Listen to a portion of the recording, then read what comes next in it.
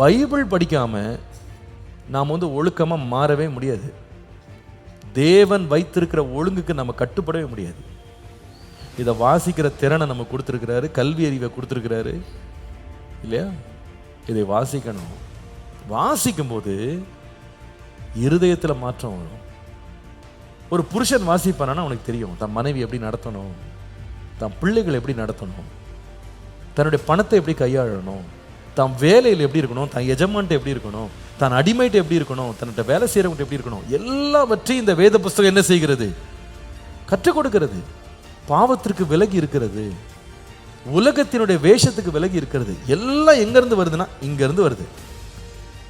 அப்போ முடிவில் அது என்ன ஆகும்னா, அந்த நியாய பிரமாணத்தை, தேவன் கொடுத்த சட்ட ஒழுங்குகளை நாம் பின்பற்றி நடக்கும்போது அது எது வெளிப்படுத்துதுன்னா, நான் மனுஷனுக்கு பயப்படல, கர்த்தருக்கு பயப்படுகிறேன்.